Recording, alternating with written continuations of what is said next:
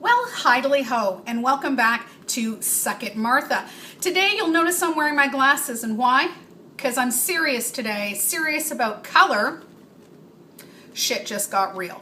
So we are going to take a look at a particular pen that seems to be on every single kid-oriented board. It is tie-dye Sharpie.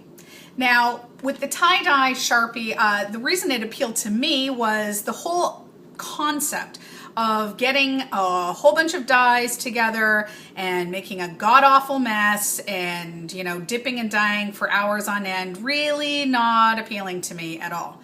Great for the kids. They love that shit. But me personally, I don't have the time nor the energy to clean up after that shit show. So, tie-dye Sharpie. Now we're talking. When we can deal with dyes in marker form, oh, I'm there.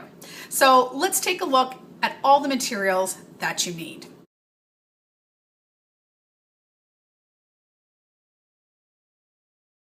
Okay, did you catch all that? It's very, very simple. Lots of stuff you can easily get. Staples, the pharmacy, and then of course any t-shirts you have lying around. My daughter actually brought up the fact that you could pretty much do this technique with anything. So tea towels, hats, socks, your cat, you know, who's to say what the limitations are. I just like to point out that today's activity has been brought to you by the makers of Bailey's and coffee. Because this is definitely you know, the more tipsy you are, the more creative you're going to be, and who knows, maybe you'll trip out on your shirt. So saying that, guys, smoke them if you got them, roll a big fatty, let's get to being a hippie. Okay guys, so here is the initial steps to your Sharpie tie-dye. You're going to take whatever object it is that you've decided to tie-dye and lay it flat on a counter, on a nice flat surface, because you want to be able to take a look as to where you initially want to start. Me personally, we're going to start in the middle of this t-shirt. Now the one thing you should remember, guys, is don't grab both of the sides of the t-shirt and bunch it up, because then you're going to have it dye through the back as well. So you're going to take the top bit and you're going to find a start point. Let's start here, and you're going to gather it all up. Now, as I do this, I know that there are 1,000,001 comments that can be made, and Lord knows I'm probably thinking them too. But anyways, we're trying to keep it clean and above the board. Ladies who are currently reading 50 Shades of Grey, come on now. This is a relatively decent show. Anyway, so what we're going to do is take that, so you've got it all nice and bunched up, and you're going to take your elastic bands and you're going to start at the very, very top. So take your elastic band and I want you to wrap it really, really, really tight, okay? Now, you can actually take that elastic band and you can go down even further, okay?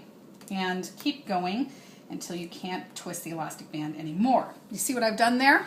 Let's just take a peek there. See that? That is the kind of effect that you want. Now, if you want to continue going even further down, by all means, there's nothing stopping you. It's just going to make the actual finished effect a very, very large, colorful circle. Okay, so there's that part. Okay, so now you've got all of your shirt all elasticized like this. You'll notice lots of different spaces. That is good. You want the spaces in there because you will actually be coloring in those white bits. Okay, so at that point, I'd like you to take your Sharpie markers, and please note that as you do this, whatever color you tip on the very top, that's what's going to be the outer color of the circle that it's going to create. So let's take a look. What do I want? Let's try purple. Okay, so then what you're going to do is you're just going to, I'm going to get in a little bit closer here, you're just going to color it like this. Make sure you got lots of ink in there, lots and lots and lots of ink. Okay, color it all around, all around, all around. All right, you're going to saturate it with ink. Okay, now you're just going to keep doing that with different colors in all the different sections all the way down. Okay, so as you can see, I've added all the different colors. You'll notice that it's all the way around, which is great. Now here comes the fun part. You're going to take your rubbing alcohol, and you can actually purchase these little eyedroppers, the glass droppers. You can get them in any pharmacy, and you're going to be filling it up with rubbing alcohol. Now you're just going to be dripping and saturating each section with rubbing alcohol. Okay, you will get this on your fingers. I'm warning you right now, but don't worry, it will eventually come out. Looks like you're murdering Teletubbies. Okay, and a little bit at the bottom. Don't be afraid to get it on the rubber band, it's fine, but just really soak it in. Now, here's where the magic happens. So as we've drenched this now in the rubbing alcohol, the ink is now going to pull and move.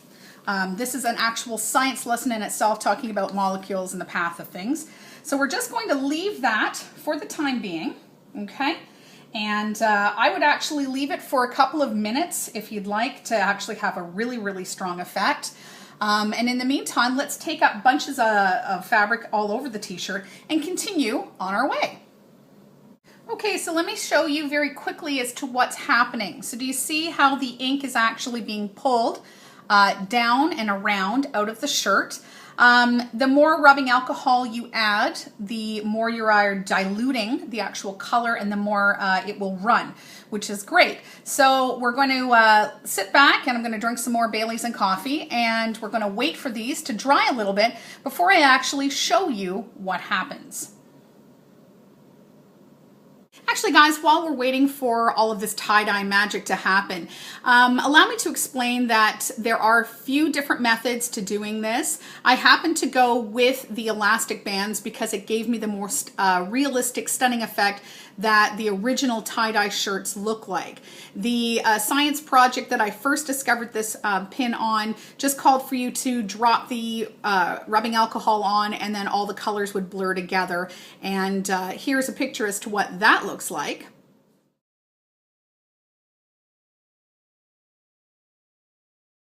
As you can see, I mean, it's really kind of cute and it's pretty, and yeah, sure, I'm sure it tells the kids all about how science works. However, it's not really traditional tie-dye. To me, that just looks like a lot of ink blots. But with the elastic band version that I'm showing you, this actually will give you the tie-dye look.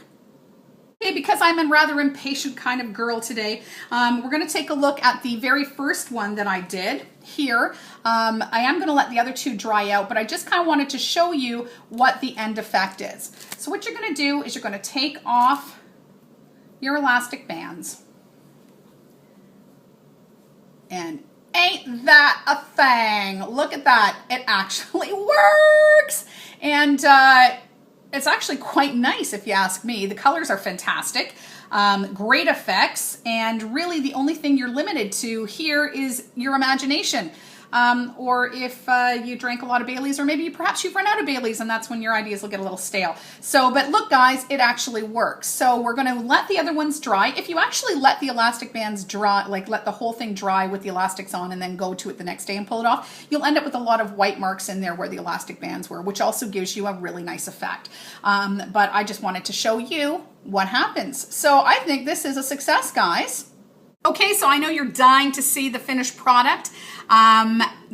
Inadvertently, I have given myself a tribute to my former employer in the House of Mouse. It's a hidden Mickey, ladies and gentlemen. It looks like this. Now look at those colors. Isn't that amazing? And this is all with just a Sharpie and some rubbing alcohol. Amazing, no? Well, there you have it. Easy peasy. Damn colorful, easy for you, easy for the kids, clean up at a minimum. Woo! Sounds like a success to me. So where does this actually land on the scale of 1 to 10 on my Suck It Martha scale? Well, I'm gonna have to say this is, holy crap, this is some good pot. And don't bogart that craft. This is a 10, absolutely a 10.